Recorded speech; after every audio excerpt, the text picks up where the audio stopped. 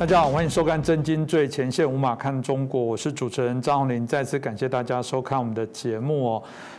其实看人类哦，这个因为人是一个群居的动物嘛。过往我们如果回头看2000多年前，我们大概可以看到在当时的这些文化习惯里面，我们形成的大概都是君主体制的部分，所以很多的国家大家看到还会有什么国王，还会有什么样的一些特别的贵族王公这样的一个角色。事实上，现在还有很多国家都还保有这些皇室的一些相关的传统。那在这个工业革命在近200年来是一个非常剧烈的变动，因为整个形式上的改变，教育程度水平各方面的提高，所以国家的政治体制在这段期间里面有许多的国家也做了非常大的一些改变跟调整这刚好也是一个试验让大家来做比较。特别中共在7月1号的100年党庆看到大家这个为了自己国家从来未有的5000年的强盛。这时候当然又会在比较了，就会说，你看嘛，我们这体制没有不好啊，我们这体制这很好啊，相互之间大家就会开始拌嘴角力来谈论当然我们自己很清楚知道我们自己有认知的价值跟立场，但显然这个民主制度这怎么去走，那这个值得我们来好好来谈论，来了解这个国家政治体制的过程当中的一些不一样那今天很开心，我们邀请到的是透视中国的高级研究员，也是台大政治系的荣誉教授闵居正老师来跟我们谈这个题目。闵老师你好。主持人好，各位观众朋友们大家好。是，我想老师刚刚提到这个我讲100年的党庆的确就引起大家许多的讨论。有人说对啊，真的啊，因为在这个过程当中，我们真的享受从我们过去节目谈到，从以前我要抬头看这个欧美各国，到现在我平视，但其实心里想，我早就这个低着头在看你们了，你们早就远远不如我们。你看你们这种民主之乱乱七八糟的，怎么开枪杀人打人？你看我们都没有，我们都不准拥有枪，什么都能解决。而且我们这种威权体制效率非常的高，要开一条道路，要开一个高铁，速度多快！所以大家对于共产体制的优越性就又开始大肆的宣广，觉得他们是最完美。不止他们觉得完美，他们甚至觉得我们应该把这么完美的体制应该输出给全世界才对。老师你怎么看呢？你说的也很不错哈。恰好就是100年党庆，因为100年党庆呢，他们有各种各样的这些庆祝活动跟纪念活动。其中办了一项，就是7月6号的时候在北京呢办个叫做“中国共产党与世界各国政党领导人峰会”。特别办的会呢，就你刚刚说的，想要证明自己是对的。不过话说回来，你这么急的证明自己是对的，恰巧证明你自己晓得是有问题的。他在里面还大言不惭讲到说，对，实现民主是好东西，然后实现民主呢有多种方式，不可能千篇一律这是他一个整个主旋律。那么这话是怎么说的呢？简单说就是在这个致辞当中呢，习近平出来讲，他说，民主呢同样是各国人民的权利，不是少数国家的专利。实现民主有多种方式，不可能千篇一律。一个国家民主不民主是由这个国家的人民来评论，不是由少数人说了算。然后说中共呢，一切从实际出发啦，带领中国人民去探索，然后最后就实践出一条这个可行的民主道路来，什么等等。然后他又强调说，历史跟实践呢已经证明说，中共的这条道路呢走得对，走得通，然后走得稳，走得好。这些恰恰好就是我们最质疑他的地方，我们等一下会详细说。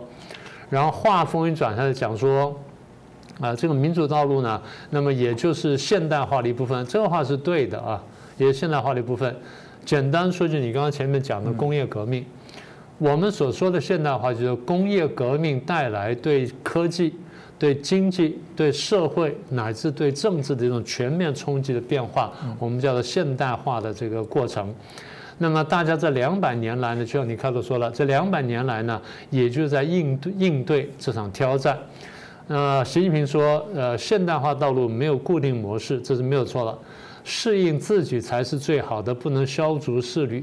然后每个国家自主去探索、追求现代化的这个本国国情的这个道路呢，那这个努力呢，应该值得尊重，这是没有错。但是我们还必须指出来。这些话你光看字面都是没有错的。我们常讲，我们说中共讲话讲得很漂亮，但问题是呢，他强调说民主不止一种，是我们也同意。但是有些东西是民主，有些不是民主，不是说你说我是民主，我就是民主；你说我不是民主，我就不是民主。是不是民主呢？一方面是由各国老百姓说了算，就像习近平所说的；二方面呢，它有一个国际可以公开评论的标准嘛。也就是你是民主不是民主，它有一个基本标准。那否则你说这个东西是白色，地方是红色啊，所有颜色都是颜色了，那这样就分不开来了。那红色也是红色，白色是红色，绿色红色，黑色红色，那红色的词就没有意义了。中共做这个事情就是他在玩弄名词，偷换概念，所以我们才觉得说他们其实就是另外拨大外宣而已。这是一个非常厉害的部分哦，告诉你民主不是只有一种。对，因为西方国家一直攻击他的就是你不民主。他告诉你说，不，你的民主不能是你说了算的民主啊，我也是民主啊。民主不是只有一种。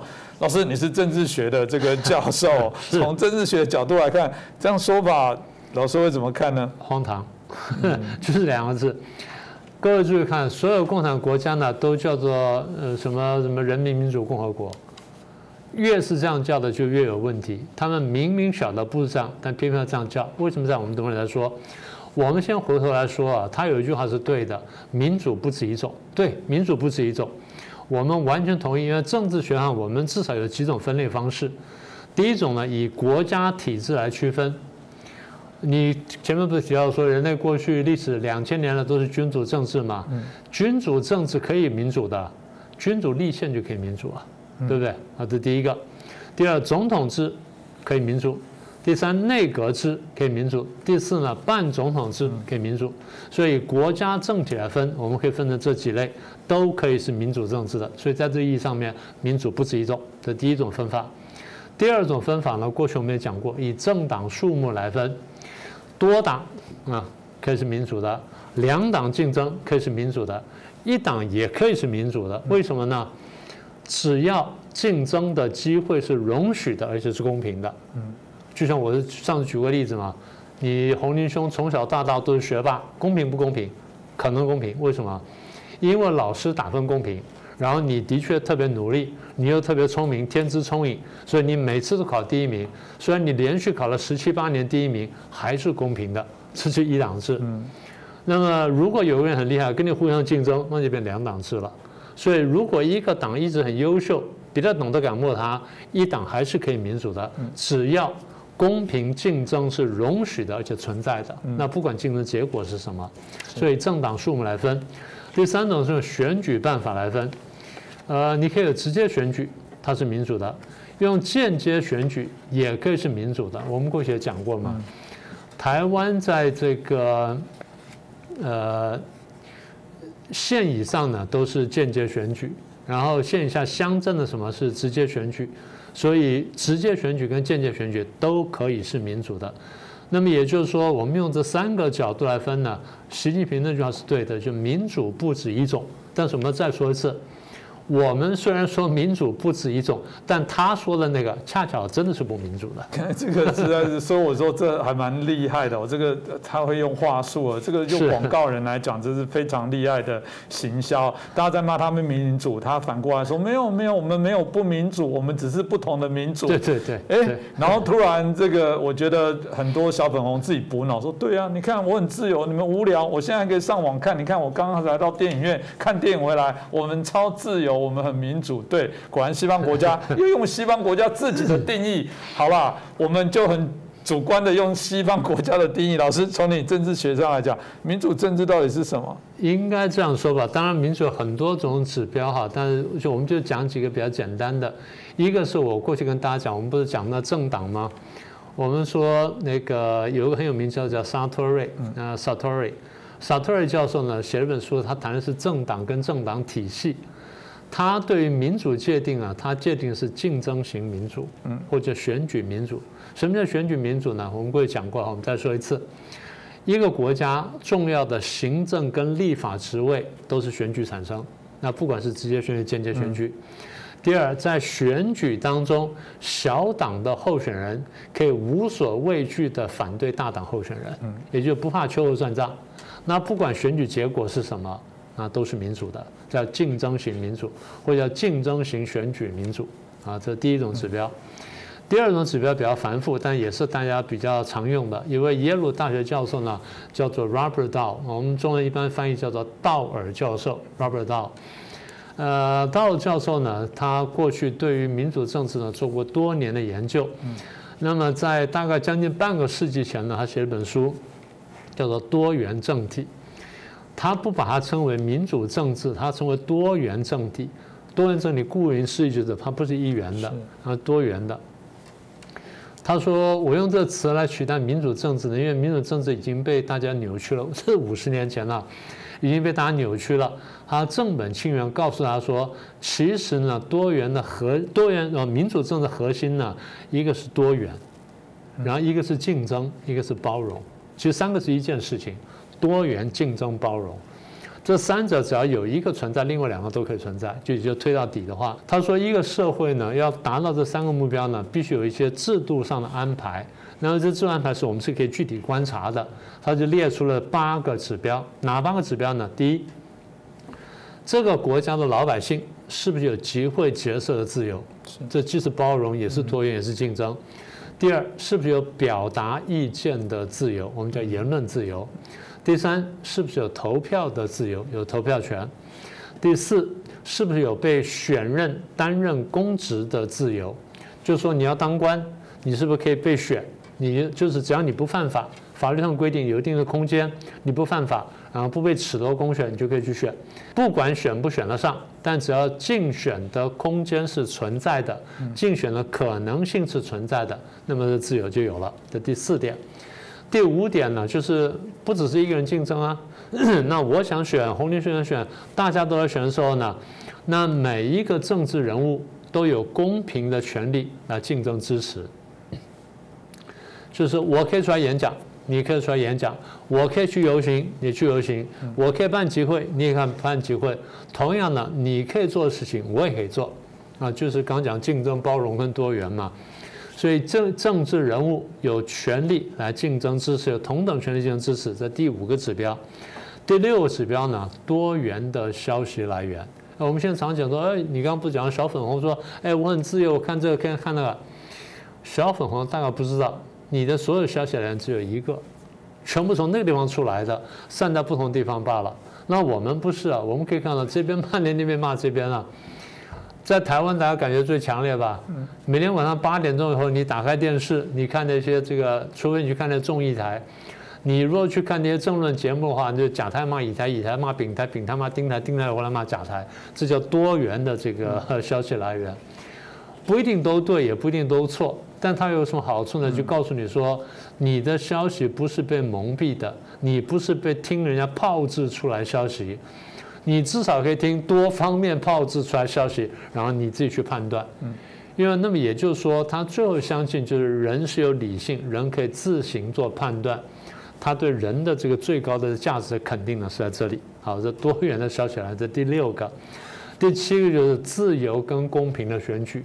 那这个部分如果加上沙特尔刚的定义呢，那个选举就更好了。好，这第7个。第8个就是这个政府有一些制度。这制度要干什么呢？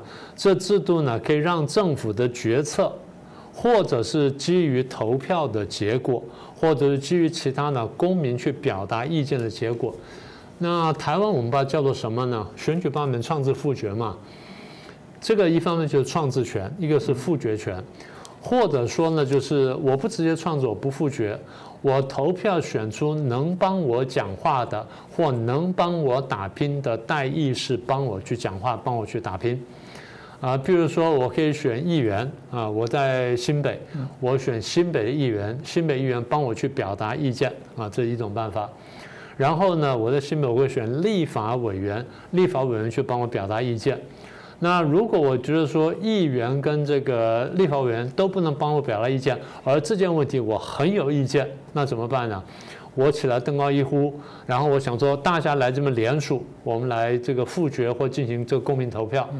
那么也就是说，国家必须有一个制度，这制度使得国家的决策可以按照这个投票的方式来做决定，或用其他公民可以公开表达意见的方式，然后来形成决策。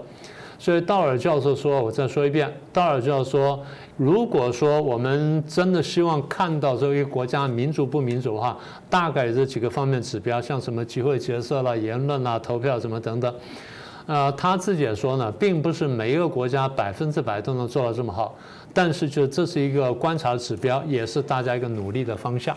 我想，如果从老师刚刚的评断来讲，好像他们真的不能说他们自己是民主国家。这样，我刚刚讲的，老师讲的，民主不只有一种，他讲对了，但他要借此来暗示说，所以中共也是民主政权的一种。老师好像听起来不是如此。当然不是如此了。所以用刚刚的指标来说呢，大陆是完全不及格的了。大陆就不说了。我们常常讲，最近我们不是在讲香港吗？我们说香港倒退了吗？香港的这个香港的政治跟老百姓自由什么都倒退了吗？我们不看大陆，我们就看香港就很清楚了。因为中共正在把他那条东西用在香港身上，所以香港失去的东西呢，就代表说大陆根本没有这个玩意儿。否则的话，他直接给大陆的东西呢，不也就民主政治了吗？所以我们一项一项看。刚才不是说八点吗？我们就看到8点。第一，集会结社的自由。从去年7月1号开始，请各位看，香港还能不能公开的集会游行？还行不行？都不行了，不行了嘛？对。包括今年的6、4、7，老百姓都是自发的，然后去申请都不准了嘛？自发的拿一根蜡烛站在街头，或蜡烛点在那个窗口，就只是这样子了。所以原来有的集会的自由没有了，结社的自由慢慢也在消失了。譬如说这个，我们看见支联会吧，对不对？过去支联会这么多年来呢，一直在纪念中国大陆发生6·4事件，所以支联会一直被香港人称为说最爱国的组织、最爱国的社团，因为他永远记得6·4，永远希望说能够推翻暴政，为民主而奋战。就这个支联会呢，现在宣布要开始减缩，还没到解散地步。他一些职员呢已经开始遣散，然后很多常委呢也劝他们离职，所以支联会呢慢慢要瓦解。这么一个支撑在香港呢支撑中国民主发展的一个社团，号称最爱国的社团，现在被香港国安法逼到无存身之处，也就集会结社自由在香港正在逐渐消失当中。这第一点。第二点，我们刚刚提到表达意见的自由。表达意见自由，一方面就是我可以在网络上写，或者我可以投稿给报社什么等等。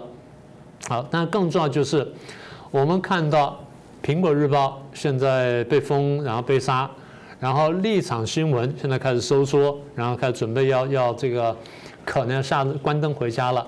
第三呢，刚刚讲说游行也不允许了，所以表达意见呢，比较间接的表达方式就是我出去走一下啊，或者说我在网上登一篇文章，更直接的方式就是我在街上喊一下。现在这些权利呢都没有了，所以表达意见自由，香港也慢慢消失了，大陆就更不用讲了嘛。第三，投票权，大陆这么多年来基本上是没有投票权的。然后我们举个最简单的例子，他说我们有投票，我们的村长海选，不好意思，那是村长啊。那是非常低层级的东西。台湾呢，村长以上呢，村长啦，到里长啦、邻长啦，在网上了乡镇民代表啦，然后再来是这个议会了什么等等，这样一路上来，台湾都可以选啊，对不对？所以投票台湾是很明确的。台湾最明确的一句话就是：你有本事，你去选选看。我们常常这样讲嘛，你觉得你有道理，你就讲，那你去选选看，选赢你就做嘛。这最直接，这表达说我们至少对选举有一个基本的信任，然后我们也相信说选完了你选赢了你就去做嘛，反正是法律给你这个空间。那大陆没有投票权的不用说了，香港呢这么争取这么多年，原来官方答应他的双普选，立法会的普选，然后加上这个特首普选，两个都被取消，两个都被拿掉，就现在为了争取的双普选呢，酿出了这反送中运动被打压。所以投票权没有了，然后选任公职的自由，现在呢，大家可以看到，过去我不讲了，就是现在最新的消息是，香港的参选任何选举的，他进行政治审查，然后现在香港的区议会不是大量要辞职吗？所以已经当选的他退职，这还没有什么权利的，区议会有点像我们村里民服务处。大概再高一点点，他没有真正那么大的政治权利，连这个都被挤压，所以担任公职自由没有了。第五呢是政治人物有权利竞相争取支持。香港现在给的消息是，所有人要去参选以前，你要经过政治审查。对，每个国家都有一定程度的政治审查，它审查就是你对这个国家是不是尽忠职守，然后你是不是符合法律。对，中国说我也是这么干的，不是。别的国家的法律是多党冲突之后产生的一个结果，你的法律是一家制定的，这是完全不同的。就表面上都是法律，可是法律怎么产生出来有很大差别。第二，法律是怎么执行的有很大的差别。好，那么这政治人物。第六呢，多元的消息来源，我们前面就讲了。香港过去左中右各方面意见都有。香港是一个异常活跃的言论市场。现在呢，不同声音慢慢被消灭。我们刚刚讲的苹果也好，或者这个立场新闻也好，将来可能会收得更近。所以我们下个指标呢，看的呢就大纪元时报啊，这是香港。再来自由跟公平选举，香港没有了。最后就是决策的制度，政府的决策是不是倾听于民意，或者用表达民意方式然后进行决策？我们就举这个反送中就是最好的例子。200多万人上街去示威游行抗议，你还能通过这东西，然后还能通过比这更严厉的香港版的国家安全法，那你说这个制度算什么东西？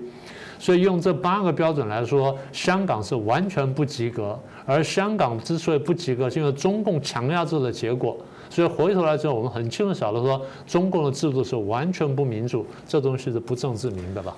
所以的确还有人会妄想说，没有啊，就中共还是没有改变香港，香港还是舞照跳，然后马照跑，是吗？是如此吗？老师刚才提到的许多民主的这些界定都不是如此哦。但我还是怕有些小粉红还是听不懂。老师，我们现在听起来是民主政治跟专制体制还是截然的不同，但老师要不要再帮他们再确认一些基准，让他们再清楚一下，自己来判断你们的国家在中国内部算不算是一个民主体制？这当然不完全针对小粉红了，因为这样讲哈，台湾有些人呢，因为这个政党竞争太激烈。甲党不喜欢乙党，乙党不喜欢甲党，然后甲党的这些群众不喜欢乙党，乙党群众不喜欢甲党，所以互相攻击。那有的时候呢，看这个对方呢，就看得不很准确，因为太过讨厌对方了，看得不很准确。我觉得一个很简单的区别方式就是，在一个民主社会里面呢，他怎么看人民，跟怎么看人，这是很根本的地方。在一个比较民主的国家里面，把人当人看；在不民主的国家里面，不把人当人看。我们举个最简单的例子，我们讲过香港。香港在反送中的时候呢，当时警察出来大规模去打示威群众。当时流传一句话：香港警察在打那些群众的时候，把他们叫做什么？你还没印象？蟑螂，蟑螂，对，蟑螂，对，一讲你就想起来了。这样人就不敢打，就把它叫蟑螂。你就叫做人的时候，你打起来会有点犹豫，对不对？因为你毕竟还有那个人的观念在。你把对方当作牲畜、当作野兽或当作昆虫或当作害虫去打的时候，你心里是没有那个界限的。所以我常讲说，共产党的界限比我们低，低就低在这里，怎么看人民？我因为有些学生是政府的公务员，我就问他说：“我说你怎么看人民？”他说不清楚，他因为他在这个公家机关是做柜台的，他说人民就走上来找我办事那个人呢。我说对呀，我说有没有人上来找你办事的时候你不办呢？他不会啊，对不对？这最简单的。但对中国大陆来说，不是所有走上来都是人民呢。他走上第一个，他现在想说你是不是反革命分子？你是不是就是国家的敌人？他会先做这个判断。这是非常有趣的事情，也就是说，官员呢，特别官员特别清楚，官员在面对老百姓的时候，他是一种什么心态？我们的官员呢，面对老百姓基本上是一个服务的心态。我当然晓得有人会有官威啦，或狐假虎威啦，或怎么样，这个我都知道。但基本上官员看老百姓是，有人来说是衣食父母，是不是啊？这第一个。你说民意代表，对，民意代表有时候很嚣张。可是民意代表在有的时候是非常客气的，在选举的时候他非常客气，他对每个人都弯腰低头。我的朋友有一次就不知道哪天兴趣来跑去参选，后来没选上，完了之后我们就一起吃饭就聊天，讲起这件事情。他说：“老面，你知道吗？那段时间呢，真是苦不堪言。”我说：“你自己要选？”他说：“对啊，我自己跑去选啊。”他说：“搞到呢，在路上看到电线杆都给他举过。”这第一个，然后回家呢，晚上累得要死啊。太太帮我放热水洗澡，我握手谢谢她，这是很自然的，就是说把人民看作衣食父母，这就是我们说的主权在民，这就是主人公最核心的意思。好，第二，怎么看人？在民主社会里面，把人当人看，简单说就是我对你的人身安全、对人的这个尊严跟人的权利，基本上我是尊重的。一旦我把你看到蟑螂的时候呢，那就可以大开杀戒了。所以这就是民主社会跟不民主社会最根本的区别。小粉红听到我这话不要生气，因为我们听到不止一个案例，有些小粉红在刚刚参加完爱国群众活动之后，热血沸腾还没退散，回到家一看，他的房子没有经过通知情况下被拆掉了。你还爱国吗？你还爱这个国家吗？你的基本权利都没受到保障了，这个国家根本不保护你，你还能爱他吗？对，我觉得这个都还值得来观察。我还是谈到，一定有人又说没有，你们就是造假。我们明明现在很自由，我们都可以表达意见，我们还是可以这个有事情就投诉啊，干嘛都可以来做。好，也许我应该界定在有些有能力、有权利做发声的人，那是叫既得利益者。我问一下，中国的维权人士到底怎么被中共来对待的？他们联邦最弱小的这些人发声，事实上都被晋升，甚至被关，甚至有些可能因此消失的都有。所以当然了，我还是会很好奇说，那如果这样子，怎么他敢厚着脸皮敢说出那一句，就说民主不只有一种？我觉得他在讲的意思，当然就在暗示说，我们也是，你不要扣我们帽子，民主不是你们西方国家说了算。老师，为什么他们敢这么厚脸皮说这种话呢？其实你刚刚那条讲的很有道理哈。对，这个民主不止一种，然后也不是你们西方说了算。他们之所以不是民主，明明知道自己不是民主，还要硬要说是民主，为什么？他知道民主是世界潮流，他知道是挡不住的。然后恰恰好，因为他知道民主是世界潮流，他自己又不民主，他必须要骗你。我们一直讲，我们说谎言就是暴政的本质之一，因为他如果不这样讲的话，他没办法保全，没办法保命。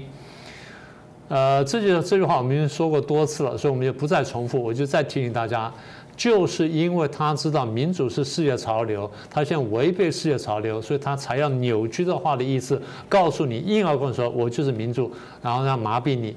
这样子，你才不会去挑战他，你才不会像古巴人民一样站起来去反对他、反抗他，然后推翻暴政。简单说，他为了保全保命。所以。好吧，今天得到一个好事是，中共承认民主是个好东西，只是民主不是你西方说的民主，我这种也是民主，好吧？我只能说，那就请你有本事去挑战全世界政治学上对于民主的定义啦。今天再次感谢我们明居正老师哦，谢谢帮我们做了一个清楚的介绍，我想也可以让大家更清楚了解我们真实想追求的内容到底是什么。我们当然还是以民主、自由、人权的普世的价值啊，那我们会继续努力，当然也希望大家持续给我们支持哦。再次感谢老师，也感谢大家的收看。各位震惊最前线的好朋友们，我是主持人张宏林，欢迎订阅我们的频道，也记得打开小铃铛，掌握最新节目通知，让精彩评论不错过，更欢迎留言、转传影片。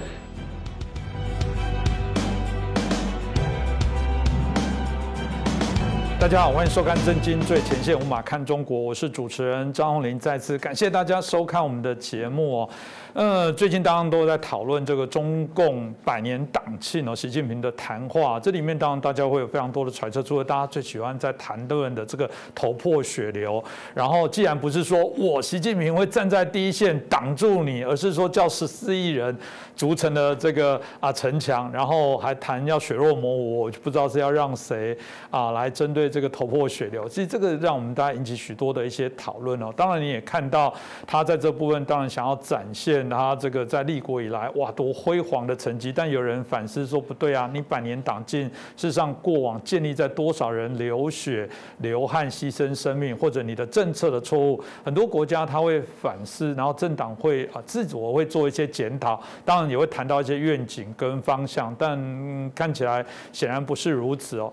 有人当然也更担心说，他们从这个整个党庆的宣言里面，好像也不只是对于所谓的中国，还是必须要这个跟中共是一体的。另外也好像也呈现了他们希望把这样子的一个建立更强的国家，对全世界产生更大的一些影响。这很多人当然会非常的担心哦。所以这到底是这个百年党庆习近平的发表是他的骄傲，或者是呈现他的焦虑哦？我觉得今天可以好好来谈一下。那我们开心邀请到2位来宾哦，好好帮我们来做评论。首先是台湾智库的咨询委员，我们张国成老师。主持人于将军，各位观众朋友，大家好。那接下来是我们陆军退役少将于北辰将军。主持人好，老师好，大家好。接着我们想就请教一下国成老师哦，7月12号新华社有发表了一个北戴河盛夏迎客来哦，北戴河迎什么客？其实北戴河过往当然是扮演一个非常重要的一个迎宾的一个角色，当然这个迎宾还包含党国权贵啊，那大家就很好奇说，哎，怎么现在对习近平来讲，反而变成是一个好像他的习近平新时代的一个很重要的来作为一个指标或关键的一个可以来观察的一个事项。那个国成老师你怎么看呢？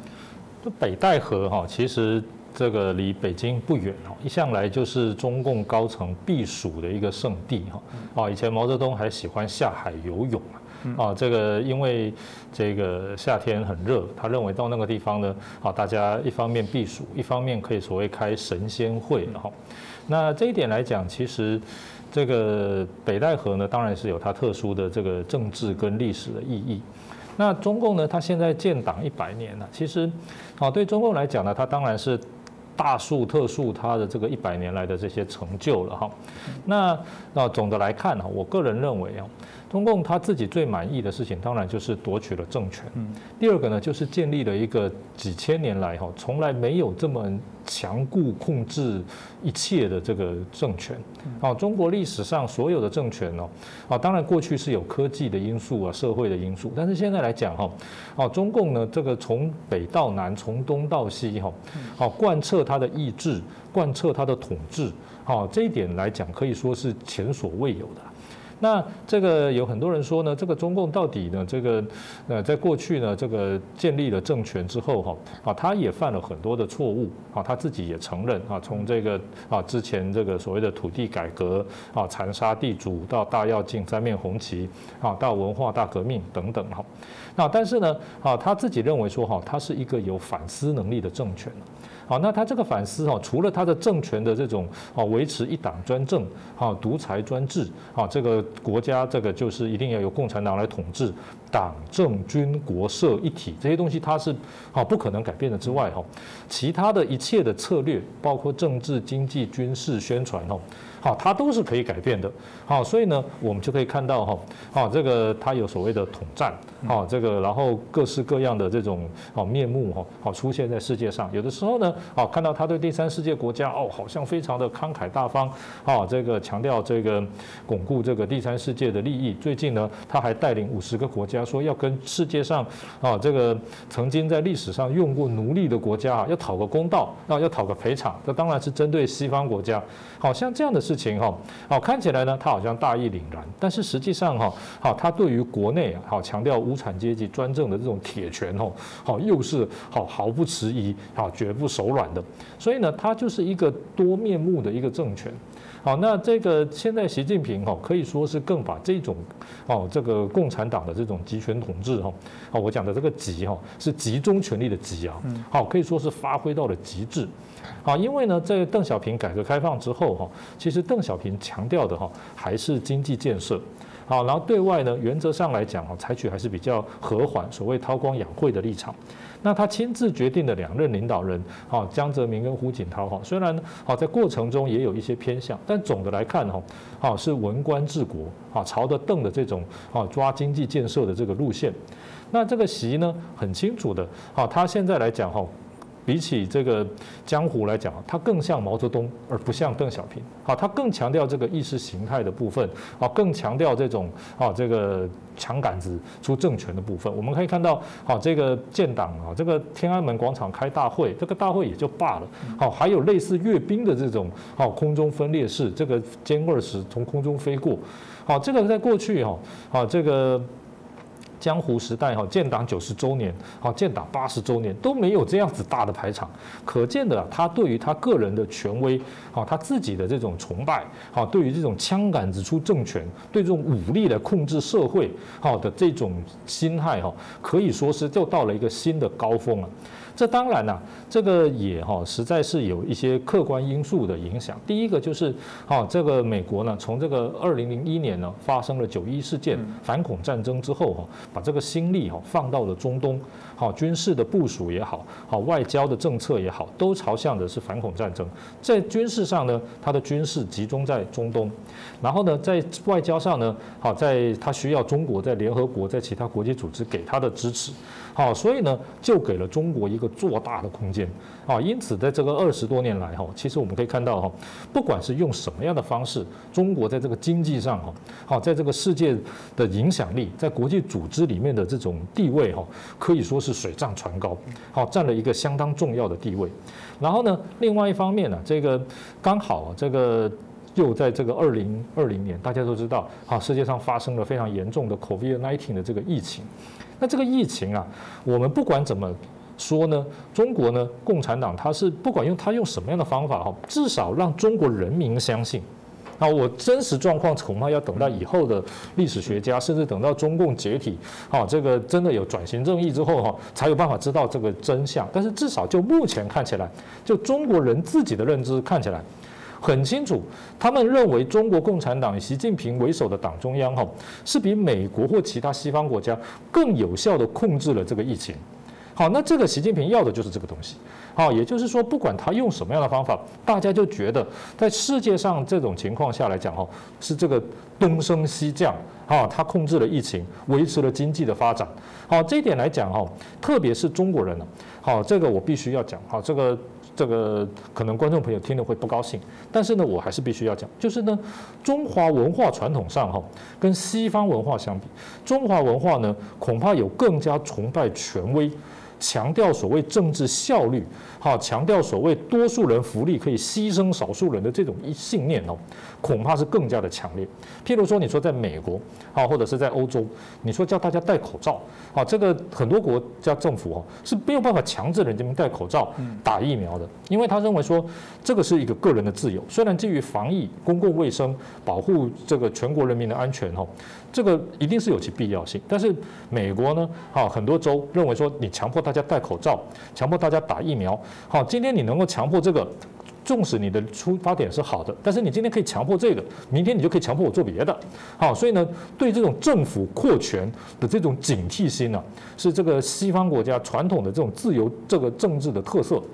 这个也用到这个防疫。所以呢，我们可以看到美国呢，在去年疫情的时候，很多州这个是不戴口罩，很多人拒绝戴口罩，拒绝打疫苗。那这个呢，还是要尊重他的这个自由。他们认为自由重于防疫，所以呢，导致了这个西方国家，像欧洲，现在欧盟也说，任何国家不可以用任何方式强制人民打疫苗。所以最近法国总统说，你这个谁不打疫苗，要处罚，立刻引起这个欧盟理事会的抗议。这种观念呢，在亚洲，特别是在中国，不管是台湾还是中国，是不可能接受的。大家怎么会觉得，你这个可以为了个人自由，不戴口罩，不打疫苗呢？这点我相信这个是没有人可以接受的事情。那所以，那大家想到当然就是说，要把疫情压下来，经济要赶快恢复生产，要赶快解封，听专家的话。这点在亚洲是非常清楚的。特别是在华人社会。可是，在欧洲、在美国，他们就不这么觉得了。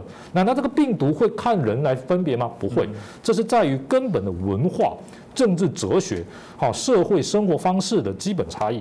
但是呢，我们可以看到在亚洲，在中国，大家信的是后面这一套哦。看到习近平，看到共产党强势控制、强势封城、强制大家打疫苗，好，不管这个疫苗效果怎么样，至少大家打了就多一分安心。像这种事情哈，也就是说，这种崇尚权威、强调所谓的效率，好，对于这种个人的自由，好，这种政府的扩权哈，比较视而不见的这种文化哈，非常巧妙的被中共所利用了。好，甚至于说它本来就是从这个地方起来的，所以在这个情况之下，哈，可以说，这个他利用了中国人民就是喜欢，甚至讲亚洲整个的政治文化，好，强调权力，强调所谓公共利益，好，这个重视权威，好，这个强调所谓的经济，好，对于这些其他事情比较视而无的情况，好，又得到了新一波的好像发展的优势，好，所以这一点来讲，我们会看到说，中国共产党建党100年，好，感觉上是一个非常难缠、好可怕的敌人哈。我认为不只是因为它本身组织的严密，而在于说它本身生存发展的这个土壤，就是一个恐怕是有利于它生存发展的这个土壤跟文化。是，如果照这个国成老师讲，其实这个疫情也更恐怖的让他们的人民相信有中国共产党真好，真好的意思是继续用威权来统治我们。原来我们14亿人这么难管，如果没有中国共产党用这种比较高压的手段，那不是乱了吗？14亿张嘴，那大家都说一句，那网络上都乱留言，那如何？就大家都把西方也许看到民主所产生的副作用，全部把它作为你自己奴性，然后自觉自己把自己的自由、这人权给阉割了。我想这个问题值得好好来思考了。好，那接着我想我们就来请教一下我们于将军哦。其实我想习近平大家都觉得他甚至想要超越毛泽东，然后甚至想要变成是整个中国共产党所有的这些过往发生的事情，其实都跟他有关，甚至就是原来就是他促成了他现在的中共的这些强盛哦。所以我们看到了开始会有什么习近平经济思想研究中心、习近平生态文明思想研究中心的成立，开始去表彰习近平的了不起，开始这个在推动所谓的习思想，这个也许未来都有习语录这样的部分出现，到底这是怎么回事？于将军怎么看呢？其实在这个共产社会里面，要让领导人变成一种思想不容易，真的不容易。你看最早的苏联，他的马列思想，马克思还有列宁，马克思代表是思想的一个掌握，但是列宁呢，他是国家领导人，所以他是2个不同层面。但是到了中国以后，他们最主要的2个核心点，毛泽东跟邓小平，那这2个人为什么会成为现在中国共产主义的一个所谓的先驱或是代表人物？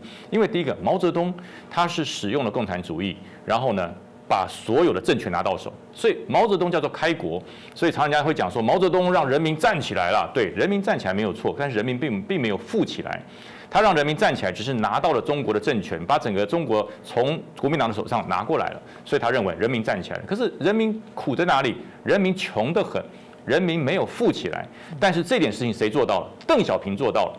邓小平他的改革开放，他的各种的怀柔政策，让中国的人民富起来。但是富呢，也没有富到普及，没有均富，是普遍的所谓的这个领导阶层，不管是军、政、党，他们富起来了。所以说，这些人因为拿到了钱，有了好生活，开始支持邓小平。所以邓小平在改革开放上面无往不利，那当然也让这个西方国家产生了若干对共产政权的幻想，就是有一天，如果按照邓小平这种模式走下去，中国大陆会不会像苏联一样甚至他们想说，不要说瓦解，是变成类民主化，转换成类民主化，就是跟全世界的自由民主国家可以谈，可以做生意，可以开放，可以变成成为一个所谓他们就称的具中国特色的社会主义。这是西方国家因为邓小平推动以后产生的幻想。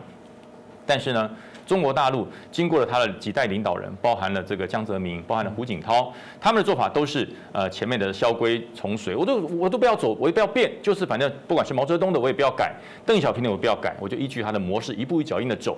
然后中国大陆也在这个方式下面，那时候我讲句实话，如果继续走下去台湾一定被统战，我们中华民国一定被统战的，因为他们越来越有钱，他们的所谓专制越来越少，但是呢，银子越来越多。那会吸收了很多我们中华民国的人民要去投资，要去掏金，要去所谓一元发财梦。那但是呢，到了习近平完全改变，习近平就好像是一个生下来什么都不缺的一个大公子哥。中国在他的眼中就是有钱的，中国在他的眼中就是兵富民强，中国在他的手上就是一个可以称霸社会，所以他开始喊出什么中国梦。习近平上来开始喊出中国梦，这个中国梦开始的时候，其实西方社会是乐观其成，因为他觉得哇，中国我们真的要等到这一天了。中国要改革了，中国要调整了，中国要放弃所谓的专制暴政的这共产主义。但是呢，好景不长，习近平他并没有延续了所谓这个邓小平的怀柔政策，所谓的改革开放，所谓的黑猫白猫抓得到老鼠的才是好猫，他没有走这个，他要回到毛泽东的专制集权时代。可是他没有想到，毛泽东带给这个全中国大陆叫灾难。当时虽然说中国人民站起来了，可是如果没有邓小平，中国的共产党早就灭亡了。如果没有邓小平的改革开放，没有邓小平的所谓让大部分的人民富起来，中国早就已经灭亡了，早就这个共产政权早就消失在社会中了。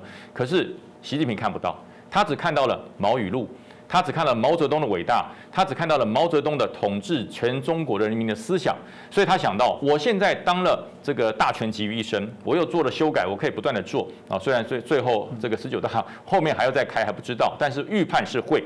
但是呢，他拿到了军权，拿到了枪杆子之后，枪杆子是控制中国大陆14亿人民的行动，但是他要想控制他的思想，控制思想怎么办？要跟毛泽东一样。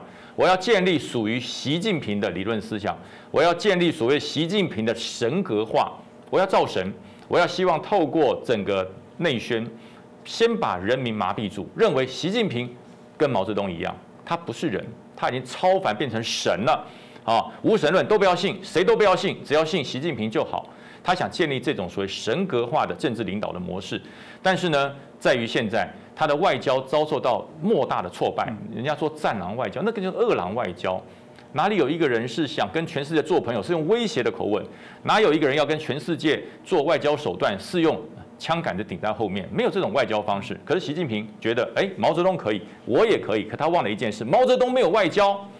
毛泽东在统治中国的那段时间里，中国没有外交，没有朋友，他几乎是用铁幕把整个中国给罩起来。所以那段时间，我们中华民国相对的，我们的外交生存空间就大，因为你根本不出去嘛，你也不跟人家做朋友，你就罩在你的铁幕里自己玩自己的。所以我那时候全台湾所有人到全世界各地去，都是我是中国人，我是中国人，我是唯一代表。但是呢，从邓小平开始，慢慢的这些中国人开始散布到全世界去之后，我们的声音变小了，我们的力量变小了。所以我说，习近平如果再这样下去，那真的是给中华民国莫大的机会。我们在于整个外交的手腕上，我们要更灵活，而且我们对于反共的态度要更强硬，因为他已经不是邓小平了。现在习近平已经不再走所谓的改革开放、怀柔的政策，他要回到毛泽东那个用枪杆子控制全世界，甚至他要突破中国整个这个框臼，他要扩展到全世界，他不再是要称霸中国、统一中国，他要的是称霸全世界，跟美国较一长短。是，这我想也是我们过去有谈过，就看欧美各国能不能觉醒。因为过去像于将军提到的，过去怀柔觉得让你有机会长大，因为你享受了这个自由民主，然后享受了这种资本主义的这些果实之后，你就会突然人民会觉醒，觉得要用怎样的方式，然后你也让他有一些科技，让他有网络。最后你会发现，他反而用这东西来控制人民。我们一直觉得科技能促进民主，就没想到他用科技来更为专制的掌控人民。其实除了刚刚的这个习思想象的大张鼓舞之外，大家还是会好奇，习近平真的没有焦虑吗？我们常讲说缺什么就要补什么嘛，名字好像人家帮你算命少了什么东西就会加一个金木水火土之类的部分。当习近平大量的要去这个展示自己的这些价值，当他不断要用武力来宣扬证明自己的时候，某种程度会不会是另外一种担心跟心虚哦？特别是最近哦。我们都知道中国的高官哦，也带着所谓的这个有关这个病毒资讯的部分哦，这个最后这个投奔到美国去哦，这会不会引起在更大的一个关注后续的一些真实的资讯的一些发展哦？他们开始在问说是谁害我这样子的，会不会这个反而是让西方欧美很多的国家反而针对中共在这一次病毒的部分，大家团结起来，甚至要求更清楚的真相，这会不会让习近平有可能会产生更大的担忧？有人也说，会不会因此成为这个苏共垮台前一样，这个病毒变成也是让中共垮台的可能的最后一根稻草？这部分国珍老师你怎么看？这点我想人类有很多这个发现人类的文明越来越发达，我们有很多生物很多动物濒临绝种。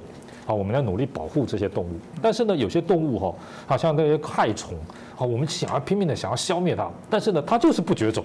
好，我们有很多方法要保护的动物，结果它濒临绝种。但是呢，我们想要拼命消灭它的害虫，反而一代一代出现抗药性，反而很难消灭。这人类历史就是这么吊诡。我们看到共产党就是后面这个特色。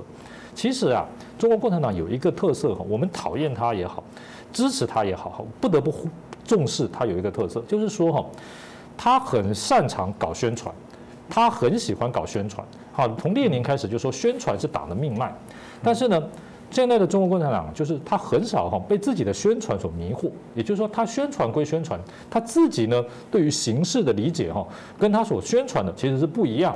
也就是说啊，现在呢，他说建党100年，这个海晏和亲，国富民强，这个缔造了历史的高点，在政治、经济、军事、社会，各个方面呢都取得了巨大的成就。其实呢，他内心啊，是非常清楚，这种一党专政，这种这个对这个社会主义所谓的这种坚持其实时时刻刻都有可能遭到人民的挑战。所以呢，中国共产党其实花了非常大的心力去研究苏联共产党为什么解体，苏联为什么解体，苏共为什么垮台。这些事情从苏共垮台到现在20几年了，这个已经快要30年了。这个其实已经满30年了。他们是日以继夜不眠不休30年来始终如一日非常努力的在研究。这个他派了很多人到俄罗斯去尽一切的力量去搜集当时的这些这个文件记录档案回忆录如果有人愿意说的俄罗斯也愿意这个释放的，他们不惜一切代价看是请他到中国来讲演，还是收集这些方面的资料。他所有这些努力呢，就是要去弄清楚到底是什么因素让苏联解体、苏共垮台，因为他就是避免要重蹈这样的覆辙。那他现在呀，就发现苏共为什么会倒台，最大的问题第一个经济没有搞好。所以呢，中国共产党呢用很多方法来这个让它的经济能够维持在一个这个至少是目前的这个水准。所以呢，这也就注定了它不会跟美国或西方国家真正的决裂，因为它需要贸易，它需要这个外来的这个经济这个贸易呢来支撑它的发展。所以他看到虽然跟美国打贸易战，可是呢，日本、东南亚、欧盟它这个积极的这个发展这个贸易并没有因此而中断。那另外一方面呢，这个他也知道，共产党呢做宣传当然是希望大家都支持共产党，喜欢共产党，热爱共产党。但是呢，他也绝对没有傻到认为说大家就真的会这么热爱他、喜欢他。所以呢，他真正追求就是说，你要喜欢我、热爱我，当然我很欢迎，我很追求。但是呢，我真正要的、能够做到的就是你怕我，你怕我。这个你不尊重我，你不喜欢我，但是你怕我，你非得依赖我，那我的目的也就达到了。所以呢，我个人认为其实中国共产党对于美国的或者是西方国家迟早要来追究这个疫情的这个来源。不管你这个疫情是不是你故意制造出来的病毒，至少你在初期的防疫所应该担负的国际责任我个人认为这一点它始终是有所警觉的。而且是有所准备的，因为这个要追究这个中国责任的这个说法，也不是今天才有，很早就有了。疫情一开始的时候，就有这样的声音了。所以我相信他也一定是尽了各种努力在进行准备。所以我们可以看到未来我个人的预料是他对世界各国的这种经贸的拉拢，疫苗的攻势，各式各样的方法一定会。这个更加的努力层出不穷主要就是不要形成一种国际间共同的力量来影响我来追究我。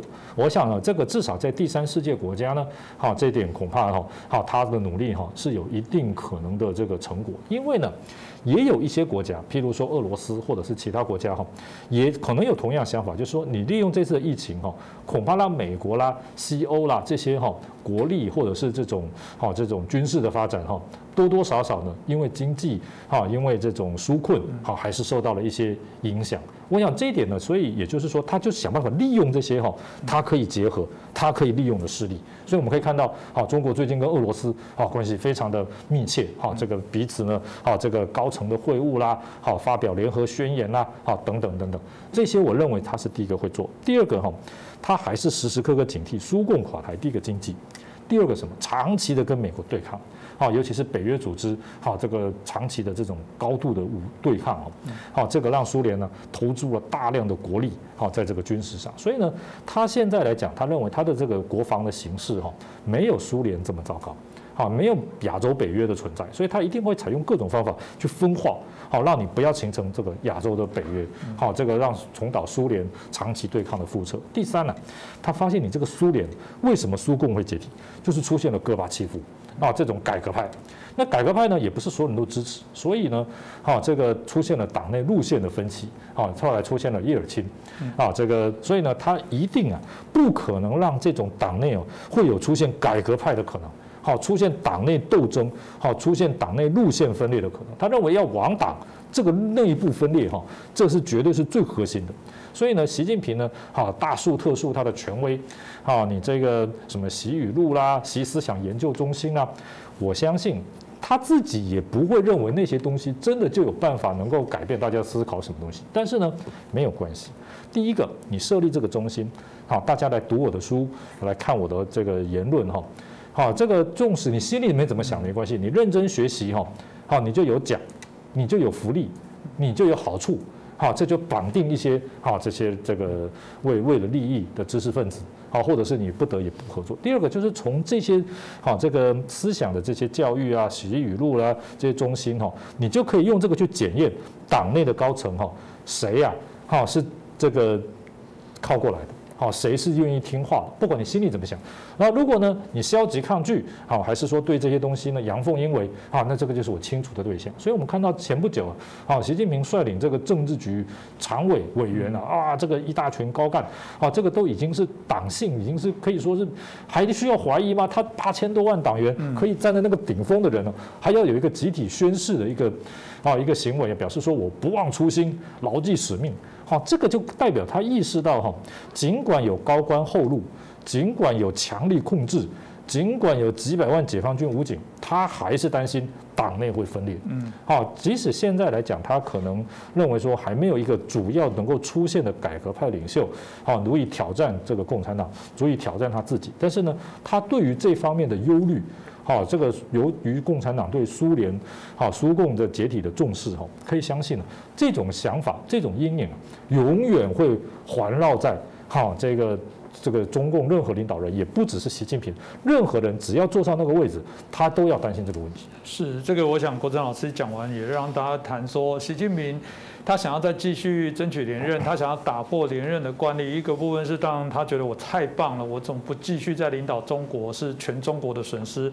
另外一个很直接的部分就是不安全感因为他知道卸任之后他就惨了。我想这值得好好来关注。那接着我想继续请教一下于将军其实在整个7月1号的中共的这个党庆当然，台湾一定是大家最好奇，台湾到底会如何？有没有人会去参加？当我们看到，比较特别的是，国民党的有2位前主席，包含连战、洪秀柱，当然还包含之前就是我们现在亲民党的主席前主席，就是我们这个宋楚瑜先生，也有这个发贺电老实讲啦，其他这个我自己觉得这洪秀柱跟宋楚瑜还算有点散一下，最后当然谈的是共创祖国大业，但连战直接就说。这个你创了所谓的经济高峰，我是国民党员，我真的会哭啊！你不是间接承认说国民党被打败的好，因为还好我推到台湾来，所以现在中共所治理的中国达到5000年5000年的高峰，那我觉得国民党真的是可以解散了，这不是一个打国民党一大巴掌那当然，另外一个还是很好奇因为于将军您也是国民党体系，您又是军人，我想过去我们大家可以想象，那就是最忠贞的中华民国甚至国民党的党员。但你看到这样的一个现象，你有什么感受呢？其实真的是感触良多因为感触良多，为什么？我们是这个中华民国陆军官校毕业的，所以很多人号称我们是黄埔军校。其实我要强调一点，我们强调的叫黄埔精神，我们不是黄埔军校。我们叫中华民国陆军军官学校。因为黄埔军校最早创的时候是属于中国国民党，在1926年，它叫做中国国民党陆军军官学校，然后在广州黄埔，所以叫黄埔军校。后来2年后就迁啦，就迁到南京去了，然后它也改名了，变成中华民国陆军军官学校。所以说，早在1928年的时候就已经有军队国家化的概念了。那但是呢，因为整个草创之初，包含的是由这个俄罗斯，就是苏联来扶植、来协助我们成立了我们的军备，然后也成立了这个黄埔军校。但是呢，在当时，中国并没有所谓的国共内战的问题，在黄埔军校成立之初，没有国共内战的问题，它都是属于中华民国框架下的政党，一个是国民党，一个是共产党。所以当时黄埔军校里面有中国国民党的人啊，也有共产党的人啊。周恩来啊，政战部主任就是共产党的啊。但是所以在当时的时候没有国共的问题，因为都是为了中华民国而努力。那我是讲这个框架。所以也造成了共产党认为想要统一中国，只要把国民党搞定就好。这是他们一直没有办法摆脱跟升华的一个历史的一个算是一个这个走不出的死胡同。那其实他不知道，其实在这个自由中国就是台湾，我们这块地方，在整个三民主义的实施民主自由之下，我们已经发展出了所谓多元制的政治。我们有除了国民党之外，还有民进党，还有民众党。还有这个时代力量，我们有很多个合法的政党，这些合法的政党在整个国家的保护之下，在国内叫做竞争。为了什么竞争呢？为了政策竞争，为了国家利益竞争，为了人民福祉而竞争，所以他们叫做竞争对手，不叫敌手。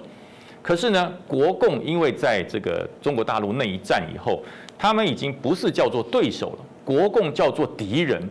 叫做汉贼不两立。我民国72年开始穿军服，到了军中之后，第一件事就是告诉我要效忠中华民国，消灭万恶共匪。那个时候还没有中共，就叫共匪啊。所以你看，我们从15岁开始灌输这种观念，就是跟共产党没什么好谈的，它是匪类，它不是一个讲道理的政党。那到了现在，好像被美化了。就是因为我就讲嘛，邓小平是一个转折性的人物，因为邓小平美化了共产党，邓小平给社会主义一个合理的台阶，所以让全世界开始接纳了，共产制度原来也可以做到这样。其实那是个假象，那是个假象。习近平只是暴露出了共产主义暴治专政的本质而已，共产党自始至终没有改变过。所以我刚刚在上一节我也讲过，这个邓小平让中国人富起来，不是让全民富起来，是让领导阶层，是让党政军富起来。在邓小平的这个主政之下，军人多有钱啊！一个解放军的将领，开玩笑，那在大陆是有钱人啊！一个解放军的党政高层都是有钱人，所以是谁富起来？是听从党的指挥的人富起来了，平民是没有富起来的。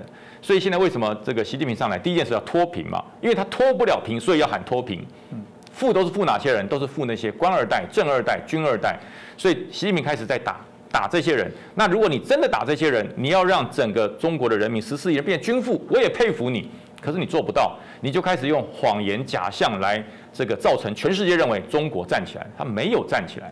那台湾人最可怜的就是台湾的这一群曾经跟他是又是对手，现在变成敌人的国民党，却误信共产党改变了。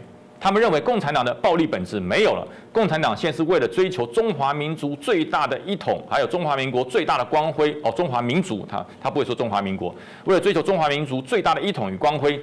中国共产党正在努力中，这是谬误到不能再谬误的问题。如果他们那么好，当年干嘛带我爸爸过来？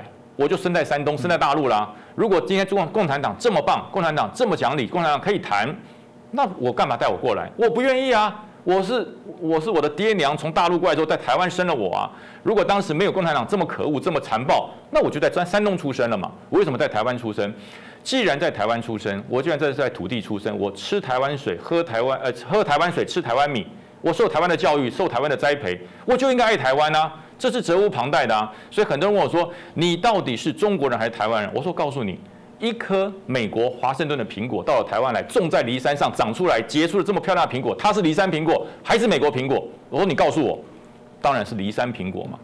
吃台湾米，喝台湾水，受台湾的栽培长大的孩子，我是台湾人，但是我的品种叫做中国人，我是华人，没有，这不能改变的。但是你说我认同谁？我认同台湾，我是台湾长大的孩子，所以怎么可以因为中国共产党，因为中共的政权开始有钱了，中国的政权它有开始强兵黩武，它有这么多的这个潜舰，有这么多的战车，有这么多的这个航空母舰之后，你发现，哎呦，好像靠向它比较安全，这叫没志气。这叫做不要说英雄气短，这叫做气短，我连英雄都不给你，这叫气短。即使家庭再没有那样的强盛，我们家道中落，可是仍然是我们最爱的国家。你只要团结，你只要强调你是中华民国，以中华民国的国民自居，你就不会被消灭。但是你却跑去祝贺你的敌人，这已经不是对手了。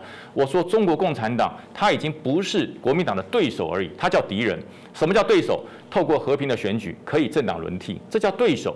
可是呢，他要消灭你，就是敌人啊。你说国民党跟民进党再怎么样竞争，再怎么样子在这个政治上面来较劲，民进党会把国民党整个拔除不见吗？消失不见？只有国民党可以消灭国民党，没有人可以消灭国民党。但是呢，共产党它是会消灭你的，它让你的信念瓦解，它让你的意志力瓦解，它让你的防御力瓦解，进而你的所有人到了中国以后就全部靠过去，中国国民党就不见了。国民党不见事小，中华民国不能不见。中华民国是我们生民立命唯一的地方，我们除了中华民国没有啦。你说我还有美国护照，还有马来西亚护照，还有全世界，我没有，我就只有中华民国而已。所以我说，我常常在那个7月1号的时候，我就发了一篇文章告诉大家，我们从小你教我们反共复国，现在复国做不到了，反共要持续啊。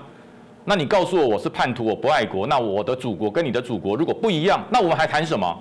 我的祖国叫中华民国，你的祖国如果你认同了5000年创造了奇迹的中华人民共和国，那我们不能谈了，我们已经不是竞争的对手了，你跟我已经变成敌人了。所以我才说，面对这一些曾经我的长官，曾经一起在外岛、在海上、在山之巅、水之边一起抵抗中共暴政的这群我的长官，你现在脱掉了军服之后，你却告诉我，我做的是错的，那你当时就不要叫我反共。我当时进入军中，你就告诉我，共产党是朋友。共产党是对手，不是敌人。那为什么我要跑到马祖前线去戍守？